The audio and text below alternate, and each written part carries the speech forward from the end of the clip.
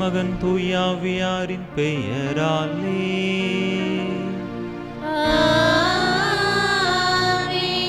நம் ஆண்டவராகிய இயேசு கிறிஸ்துவின் அருளும் கடவுளின் அன்பும் தூய ஆவியாரின் நட்புறவும் உங்கள் அனைவரோடும் இருப்பதாக.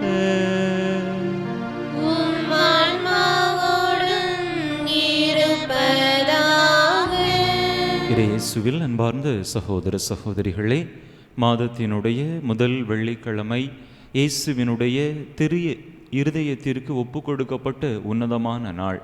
இந்த உன்னதமான நாளில் தாமே மீண்டுமாக நம் ஒவ்வொருவருடைய இதயங்களையும் இயேசுவினுடைய திரு இருதயத்தின் பால் திருப்புவோம். இயேசுவின் திரு இருதயத்தில் காணப்பட்ட அந்த நற்குணங்களை, அன்பு, இரக்கம், மன்னிப்பு, நீதி, மற்றவர்களுக்கு இறங்கி உதவி செய்தல், மற்றவர்களை ஏற்றுக்கொள்ளுதல், பொறாமை மற்றும் காழ்ப்புணர்வுகளை அகற்றி நல்லதொரு வாழ்க்கை வாழ்தல் போன்ற நல்ல பண்புகளை நாமும் நம்முடைய வாழ்வாக்க முயற்சி செய்வோம். அப்படிப்பட்ட அருள் வேண்டி, ஆசீர் வேண்டி இந்த பலியிலே மன்றாடுவோம். இந்த நாளிலே திருவையோடு இணைந்து பால்மீக்கி மற்றும் அவருடைய தோழர்கள் 25 பேரை நினைவு கூறுகின்றோம். பால்மீக்கி என்பவர் ஜப்பான் தேசத்திலே இருந்த இயேசு சபை துறவி, கிறிஸ்துவுக்காக உயிர் நீத்தவர்.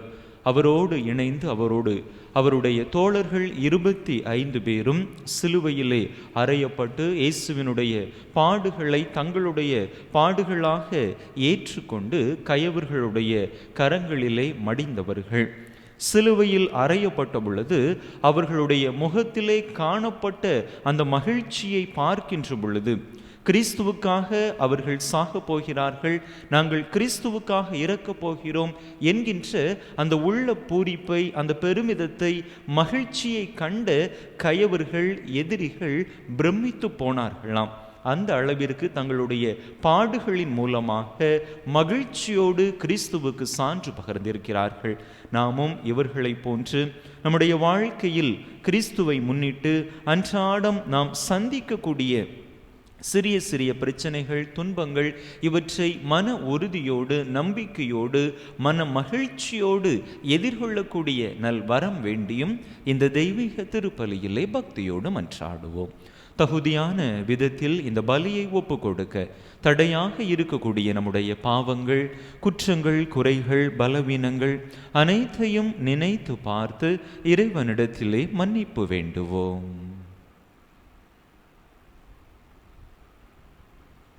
எல்லாம் வல்ல இறைவனிடமும் சகோதர சகோதரிகளை உங்களிடமும் நான் பாவி என்பதை ஏற்றுக்கொள்கிறேன்.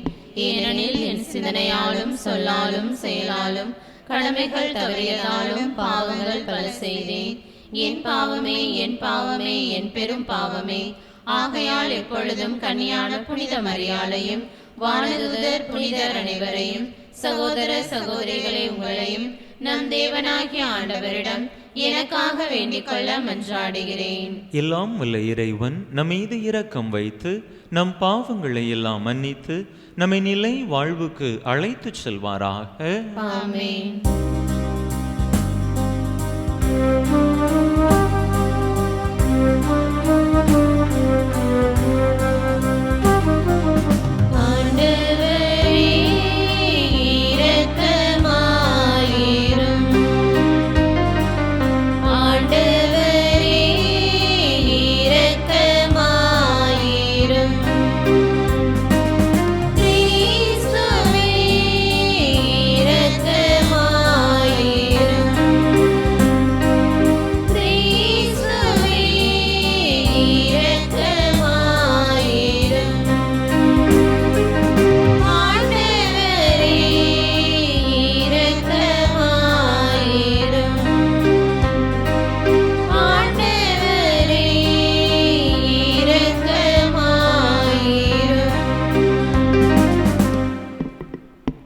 மன்றாடுவோமாக. எல்லாம் வல்ல இறைவா, எங்கள் பாவங்களால் காயமடைந்த உம் திருமகனுடைய இதயத்தின் வழியாக உமது அன்பின் அளவற்ற செல்வங்களை எங்களுக்கு இரக்கத்துடன் வாரி வழங்க திருவுளமானி. அதனால் நாங்கள் அவரை பக்தியுடன் வழிபட்டு பாவ கழுவாயின் கடமையை எங்கள் வாழ்வில் தகுந்த முறையில் நிறைவேற்ற அருள் புரிவீராக. உம்மோடு தூயாவியாரின் ஒன்றிப்பில் ஒரு இறைவனாய் என்றென்றும் வாழ்ந்து ஆட்சி செய்கின்ற எங்கள் ஆண்டவரும் உம் திருமகனுமாகிய இயேசு கிறிஸ்து வழியாக உம்மை மன்றாடுகின்றோ.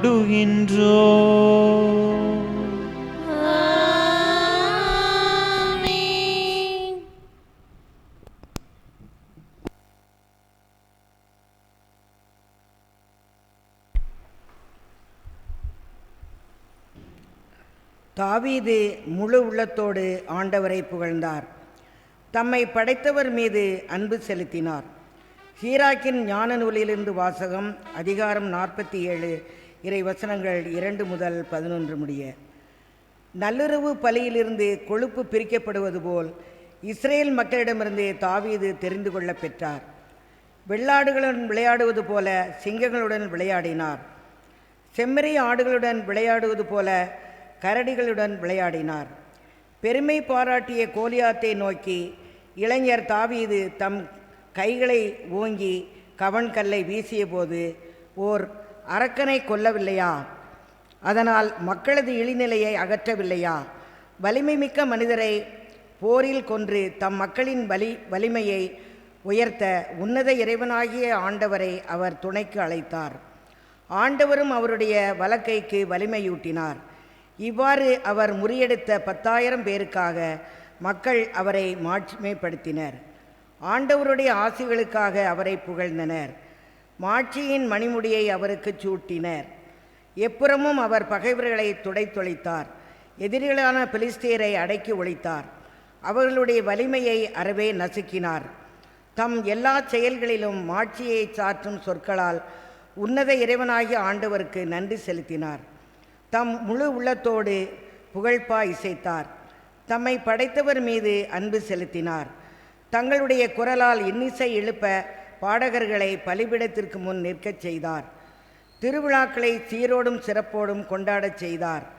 ஆண்டவருடைய திருப்பெயரை அவர்கள் புகழ்ந்து பாடுவதால் திருவிடம் வைகரையிலிருந்து எதிரொலிக்கும்படி ஆண்டு முழுவதும் காலங்களை குறித்தார்.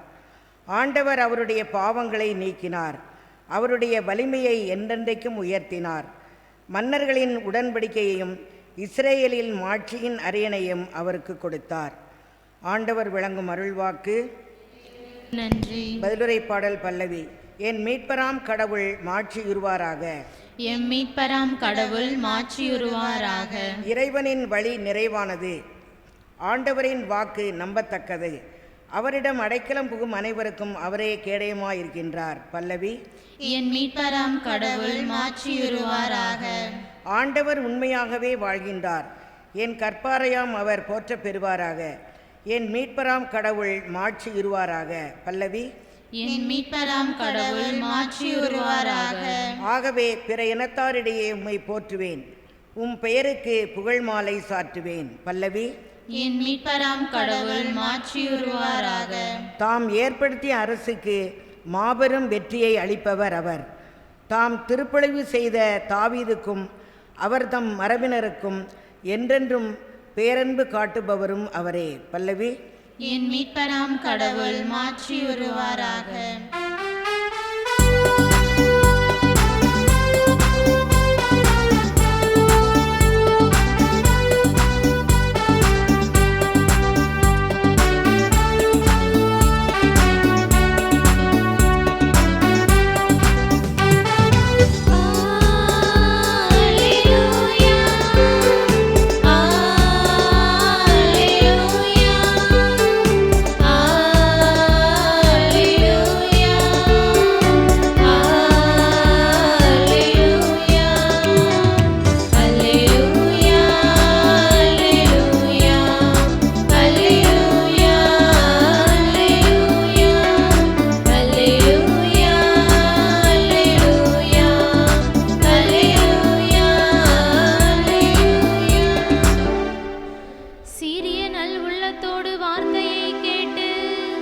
அதை காத்து மன உறுதியுடன் பலன் தருகிறவர்கள் பேறு பெற்றோர். அல்லேலூயா அல்லேலூயா அல்லேலூயா அல்லேலூயா அல்லேலூயா அல்லேலூயா அல்லேலூயா அல்லேலூயா. ஆண்டவர் உங்களோடு இருப்பாராக. உம் ஆன்மாவோடும் இருப்பாராக. மார்க் எழுதிய தூய நற்செய்தியிலிருந்து வாசகம். ஆண்டவரே, மாட்சி உமக்கே. அதிகாரம் 6, இறைவசனங்கள் 14 முதல் 29 முடிய. அக்காலத்தில் இயேசுவின் பெயர் எங்கும் பரவியது. ஏரோது அரசனும் அவரை பற்றி கேள்வியுற்றான். சிலர், இறந்த திருமுழுக்கு யோவான் உயிருடன் எழுப்பப்பட்டு விட்டார், இதனால்தான் இந்த வல்ல செயல்கள் இவரால் ஆற்றப்படுகின்றன என்றனர். வேறு சிலர், இவர் எலியா என்றனர். மற்றும் சிலர், ஏனைய இறைவாக்கினரை போல் இவரும் ஓர் இறைவாக்கினரே என்றனர். இதை கேட்ட ஏரோது, இவர் யோவானே, அவர் தலையை நான் வெட்டச் செய்தேன், ஆனால் அவர் உயிருடன் எழுப்பப்பட்டு விட்டார் என்று கூறினான். இதே ஏரோது தன் சகோதரனான பிலிப்பின் மனைவி ஏரோதியாவை மனைவியாக்கி கொண்டிருந்தான். அவள் பொருட்டு ஆள் அனுப்பி யோவானை பிடித்து கட்டி சிறையில் அடைத்திருந்தான். ஏனெனில் யோவான் ஏரோதிடம், உம் சகோதரர் மனைவியை நீர் வைத்திருப்பது முறையல்ல எனச் சொல்லி வந்தார். அப்போது ஏரோதியா அவர் மீது காழ்ப்புணர்வு கொண்டு அவரை கொலை செய்ய விரும்பினாள். ஆனால் அவளால் இயலவில்லை. ஏனெனில் யோவான் நேர்மையும் தூய்மையும் உள்ளவர் என்பதை ஏரோது அறிந்து அஞ்சி அவருக்கு பாதுகாப்பு அளித்து வந்தான். அவர் சொல்லை கேட்டு மிக குழப்பமுற்ற போதிலும் அவருக்கு மனமுவந்து செவி சாய்த்தான். ஒரு நாள் ஏரோதியாவுக்கு நல்ல வாய்ப்பு ஒன்று கிடைத்தது. ஏரோது தன் பிறந்த நாளில் அரசவையினருக்கும் 1000 தலைவர்களுக்கும் கலிலேய முதன்மை குடிமக்களுக்கும் ஒரு விருந்து படைத்தான். அப்போது ஏரோதியாவின் மகள் உள்ளே வந்து நடனமாடி ஏரோதையும் விருந்தினரையும் அகமகிழச் செய்தாள். அரசன் அச்சிறுமியிடம், உனக்கு என்ன வேண்டுமானாலும் கேள், தருகிறேன் என்றான். நீ என்னிடம் எது கேட்டாலும், ஏன் என் அரசில் பாதியையே கேட்டாலும் உனக்கு தருகிறேன் என்றும் ஆணையிட்டு கூறினான். அவள் வெளியே சென்று, நான் என்ன கேட்கலாம் என்று தன் தாயை வினவினாள். அவள், திருமுழுக்கு யோவானின் தலையை கேள் என்றாள். உடனே சிறுமி அரசனிடம் விரைந்து வந்து திருமுழுக்கு யோவானின் தலையை ஒரு தட்டில் வைத்து, இப்போதே எனக்கு கொடும் என்று கேட்டாள். இதை கேட்ட அரசன் மிக வருந்தினான். ஆனாலும் விருந்தினர் முன் தான் ஆணையிட்டதால் அவளுக்கு அதை மறுக்க விரும்பவில்லை. உடனே அரசன் ஒரு காவலனை அனுப்பி யோவானுடைய தலையை கொண்டு வருமாறு பணித்தான். அவன் சென்று சிறையில் அவருடைய தலையை வெட்டி அதை ஒரு தட்டில் கொண்டு வந்து அச்சிறுமியிடம் கொடுக்க, அவளும் அதை தன் தாயிடம் கொடுத்தாள். இதை கேள்வியுற்ற யோவானுடைய சீடர்கள் வந்து அவருடைய உடலை எடுத்து சென்று ஒரு கல்லறையில் வைத்தார்கள். ஆண்டவரின் அருள் வாக்கு. கிறிஸ்துவே உமக்கு புகழ்.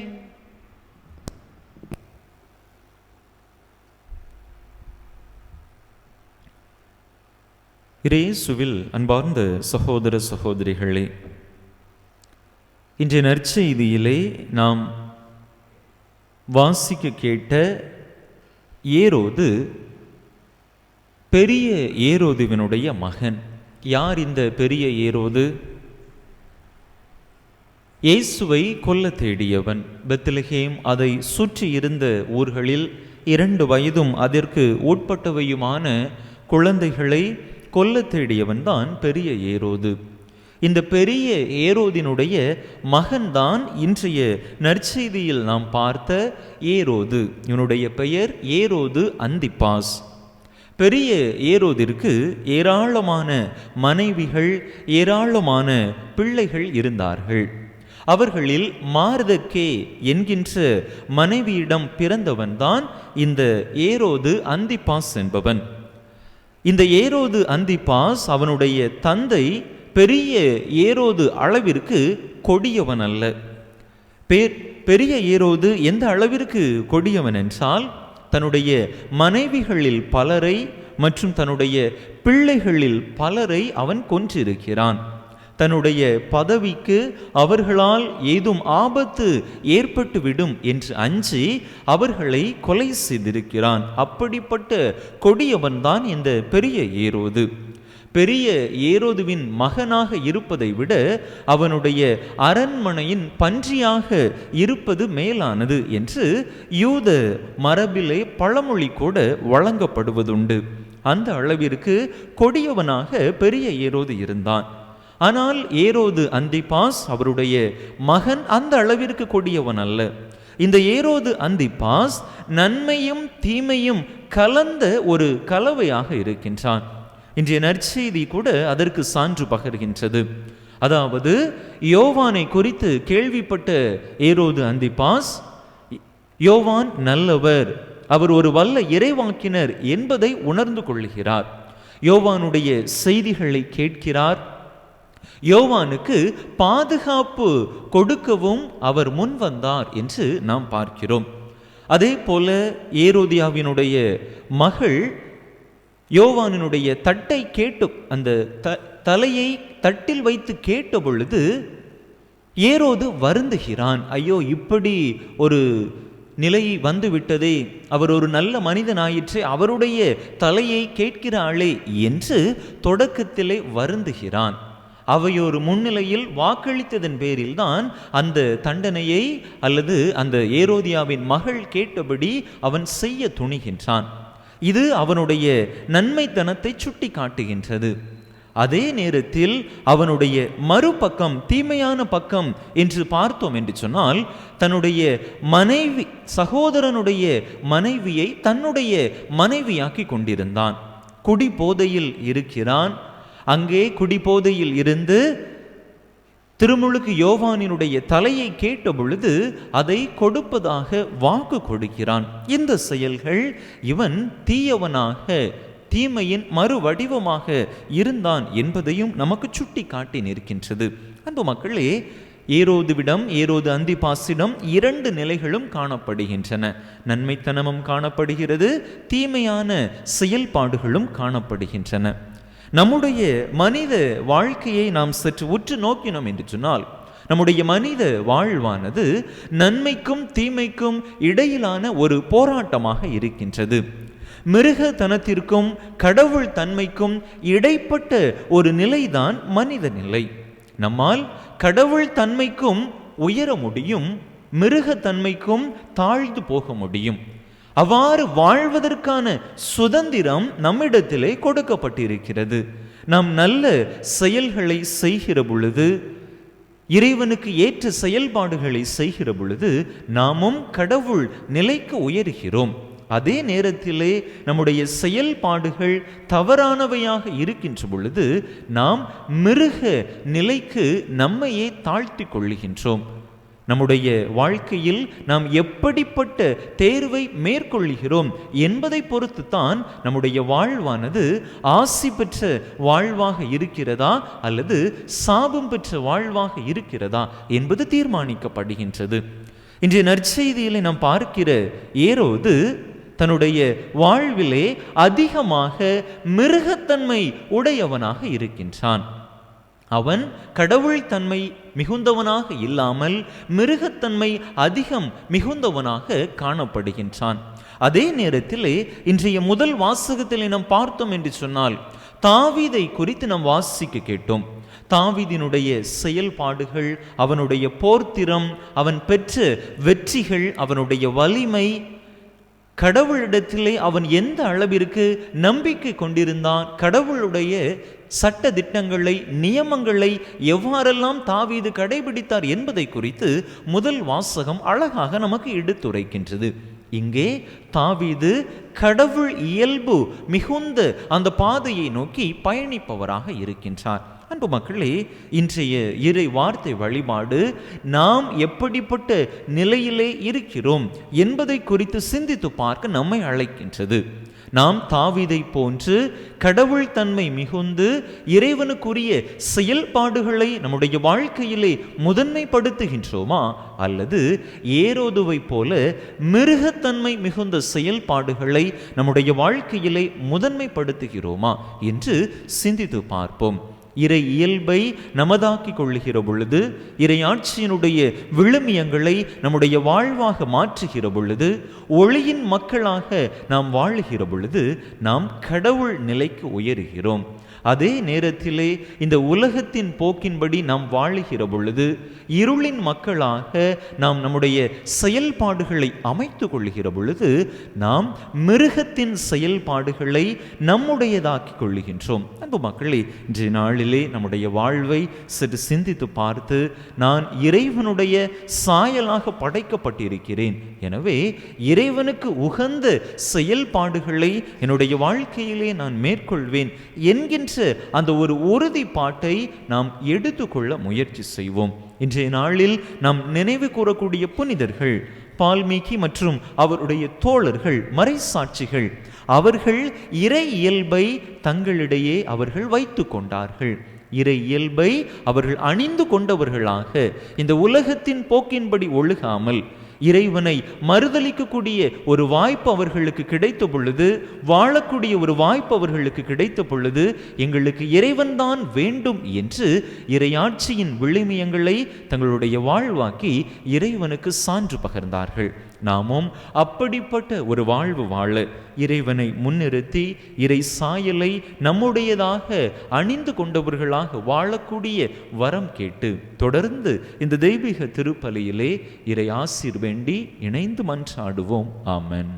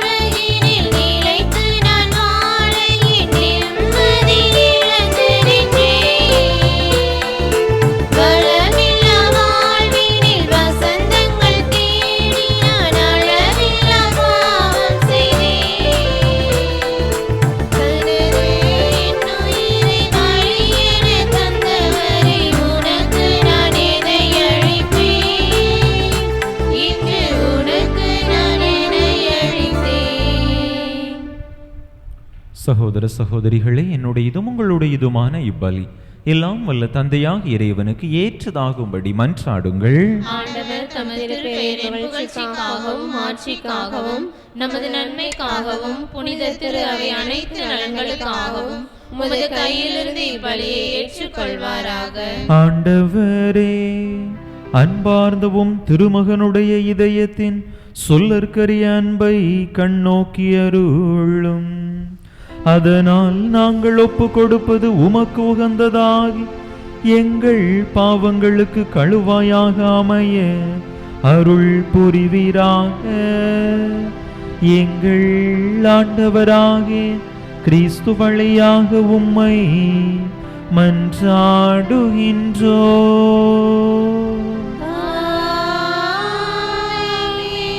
ஆண்டவர் உங்களோடு இருப்பாராக.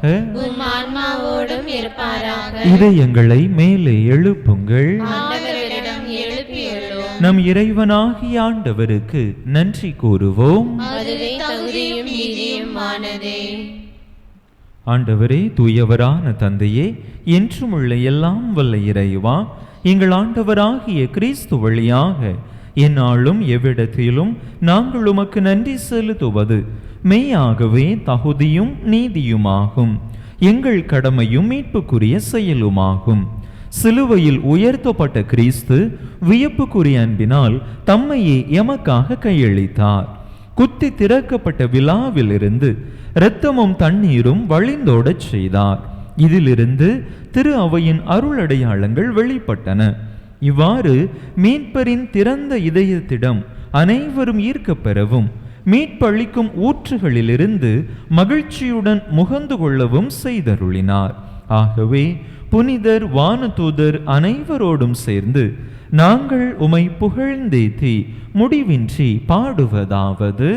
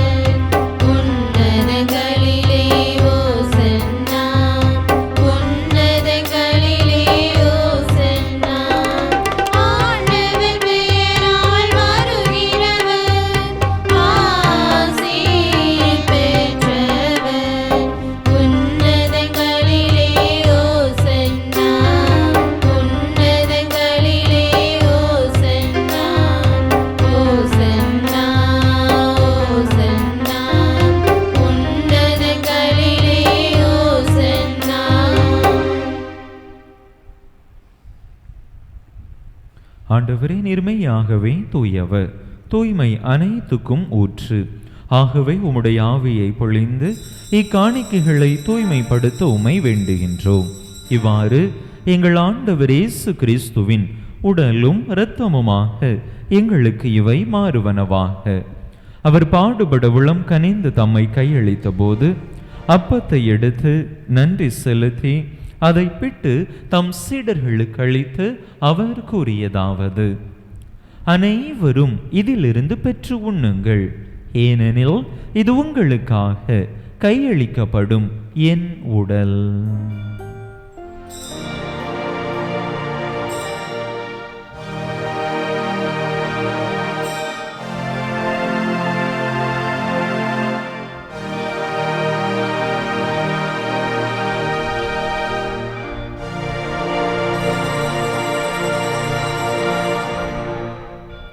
அவ்வண்ணமே இரவு விருந்தை அருந்திய பின் கிண்ணத்தையும் எடுத்து மீண்டும் உமக்கு நன்றி கூறி தம் சீடர்களுக்கு அளித்து அவர் கூறியதாவது: அனைவரும் இதிலிருந்து பெற்று பருகுங்கள், ஏனெனில் இது புதிய நிலையான உடன்படிக்கைக்குரிய என் இரத்தத்தின் கிண்ணம். இது பாவ மன்னிப்புக்கென்று உங்களுக்காகவும் பலருக்காகவும் சிந்தப்படும். இதை என் நினைவாக செய்யுங்கள்.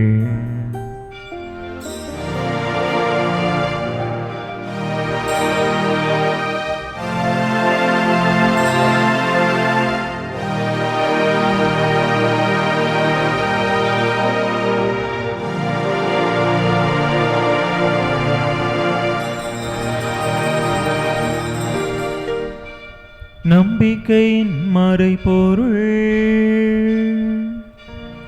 ஆண்டவரே, நீர் வருமளவும் உமது இறப்பினை அறிக்கையிடுகின்றோம், உமது உயிர்ப்பினையும் எடுத்துரைக்கின்றோம். ஆகவே ஆண்டவரே, நாங்கள் கிறிஸ்துவின் இறப்பினையும் உயிர்ப்பினையும் நினைவு கூர்ந்து வாழ்வு தரும் அப்பத்தையும் மீட்பளிக்கும் கிண்ணத்தையும் உமக்கு ஒப்பு கொடுக்கின்றோம்.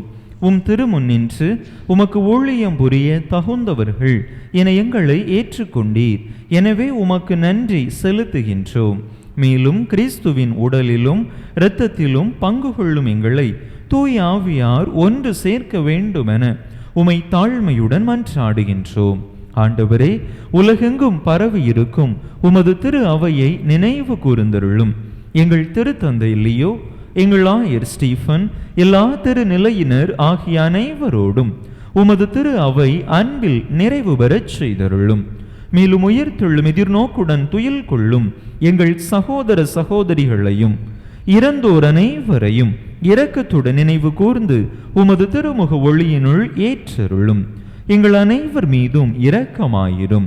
கடவுளின் கன்னித்தாயும் எங்கள் பாதுகாவலியுமான புனித ஜெபமாலை அன்னை, அவருடைய கணவரான புனித யோசேப்பு, புனித திருத்தூதர்கள், நாங்கள் இன்று நினைவு கூறுகின்ற மறைசாட்சியர்களான புனித பால்மீக்கியும் அவருடைய தோழர்களும் மற்றும் இவ்வுலகில் உமக்கு உகந்தவராயிருந்தோர் ஆகிய புனிதர் அனைவருடனும் நாங்கள் நிலை வாழ்வில் பங்கு கொள்ளும் தகுதி பெற்று உம் திருமகன் இயேசு கிறிஸ்து வழியாக உமை புகழ்ந்தேத்தும் வரமருள உமை மன்றாடுகின்றோம்.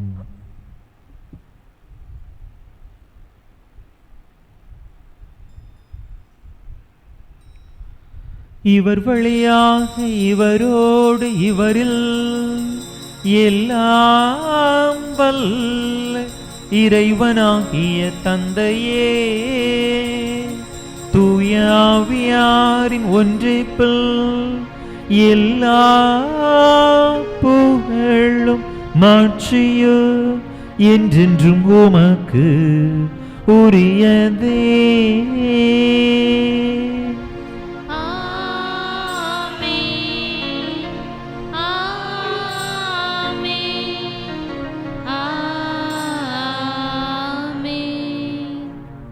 மீட்பரின் கட்டளையால் கற்பிக்கப்பட்டு இறைப்படிப்பினையால் பயிற்சி பெற்ற நாம் துணிந்து சொல்லுவோம். விண்ணுலகில் இருக்கிற எங்கள் தந்தையே, உமது பெயர் தூயது என போற்ற பெறுக. உமது ஆட்சி வருக. உமது திருவுளம் விண்ணுலகில் நிறைவேறுவது போல மண்ணுலகிலும் நிறைவேறுக. எங்கள் அன்றாட உணவை இன்று எங்களுக்கு தாரும். எங்களுக்கு எதிராக குற்றம் செய்வோரை நாங்கள் மன்னிப்பது போல எங்கள் குற்றங்களை மன்னியும். எங்களை சோதனைக்கு உட்படுத்தாதேயும், தீமையிலிருந்து எங்களை விடுவித்தருளும். ஆண்டவரே, தீமை அனைத்திலிருந்தும் எங்களை விடுவித்து எங்கள் வாழ்நாளில் அமைதியை கனிவுடன் அருள உமை மன்றாடுகின்றோம். உமது இரக்கத்தின் உதவியால் நாங்கள் பாவத்திலிருந்து எப்போதும் விடுதலை பெற்று யாதொரு கலக்கமுமின்றி நலமாய் இருப்போமாக. நாங்கள் எதிர்நோக்கி இருக்கும் பேரின்பத்துக்காகவும் எமீட்பராகிய இயேசு கிறிஸ்துவின் வருகைக்காகவும் காத்திருக்கின்றோம். ஏனெனில் ஆட்சியும் வல்லமையும் மாட்சியும் என்றென்றும் உமதே. ஆண்டவரே இயேசு கிறிஸ்துவே, அமைதியை உங்களுக்கு விட்டுச் செல்கின்றேன், என் அமைதியையே உங்களுக்கு அளிக்கின்றேன் என்றும் திருத்தூதர்களுக்கு மொழிந்தீரே. எங்கள் பாவங்களை பாராமல் உமது திரு அவையின் நம்பிக்கையை கண்ணோக்கி உமது திருவுளத்துக்கு ஏற்ப அதற்கு அமைதியையும் ஒற்றுமையையும் அளித்தருள்வீராக. என்றென்றும் வாழ்ந்து ஆட்சி செய்கின்றவர் நீரே. ஆண்டவருடைய அமைதி உங்கள் அனைவரோடும் என்றும் இருப்பதாக. ஒருவருக்கொருவர் கிறிஸ்து வழங்கும் அமைதியை பகிர்ந்து கொள்வோம்.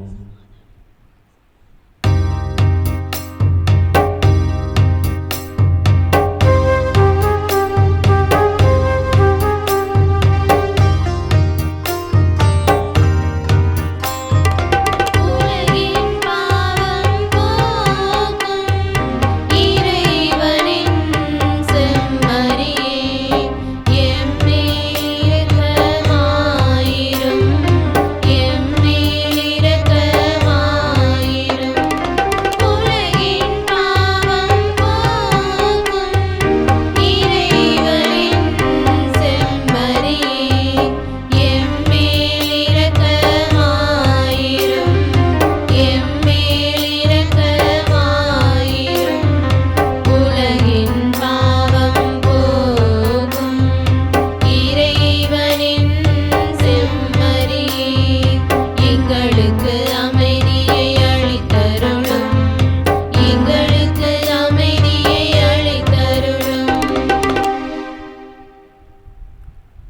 இதோ இறைவனின் செம்மறி, இதோ உலகின் பாவங்களை போக்குகின்றவர்.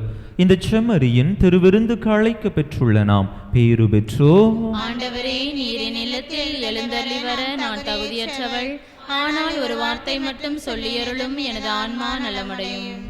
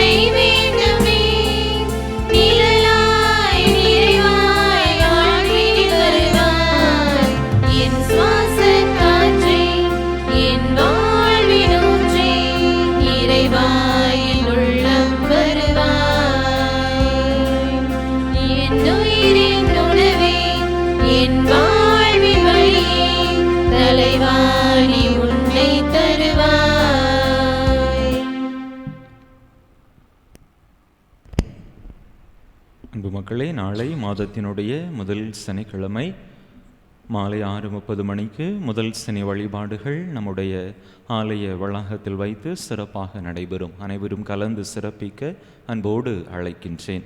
முன்னதாக மாலை 5:30 மணிக்கு நற்கருணை வீரர் சபை மற்றும் திருக்குடும்ப சபை கூட்டங்கள் நடைபெறும். அதற்கும் தவறாது அதன் உறுப்பினர்கள் வருகை தந்து சிறப்பிக்கும்படியாக கேட்டுக்கொள்ளப்படுகிறீர்கள். 5:30 மணிக்கு நாளை தினத்திலே நம்முடைய பங்கிலே புதியதாக தோற்றுவிக்கப்பட இருக்கக்கூடிய அந்த பாலர் சபையின் உறுப்பினர்களும் 5:30 மணிக்கு ஆலயத்திற்கு வருகை தந்து பயிற்சியிலே பங்கேற்கும்படியாக அன்போடு கேட்டுக்கொள்கிறேன். எனவே பெற்றோர்கள் உங்களுடைய பிள்ளைகளை 5:30 மணிக்கே ஆலயத்திற்கு அனுப்பி வைக்கும்படியாக அன்போடு கேட்டுக்கொள்கின்றேன். மன்றாடுவோமாக.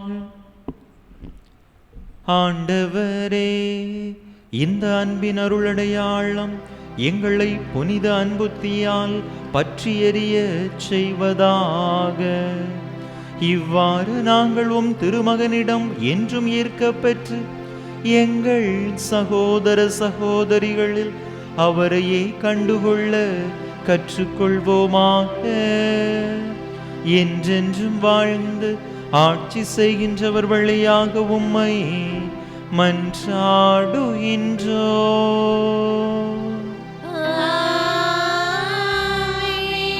ஆண்டவர் உங்களோடு இருப்பாராக.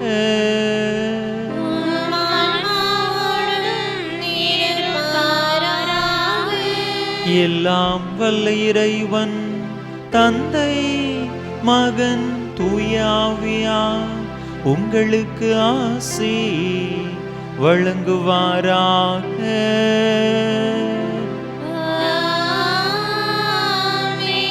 இறையாசிரை நிறைவாக பெற்றவர்களாக சென்று வாருங்கள். திருப்பலி நிறைவேறிற்று.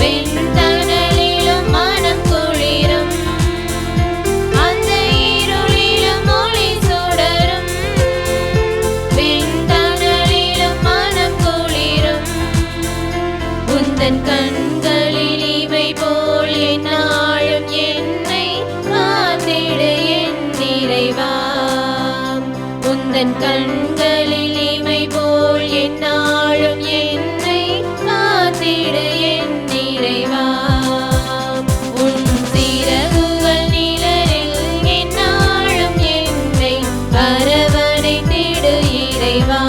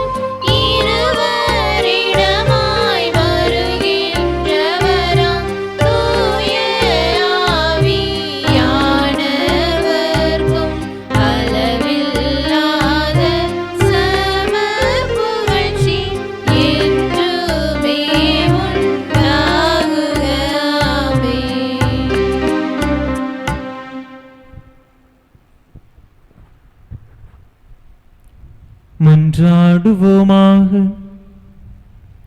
இறைவா, இந்த வியப்புக்குரிய திருவருட்சாதனத்திலே உம்முடைய திருப்பாடுகளின் நினைவை எங்களுக்கு விட்டு சென்றே.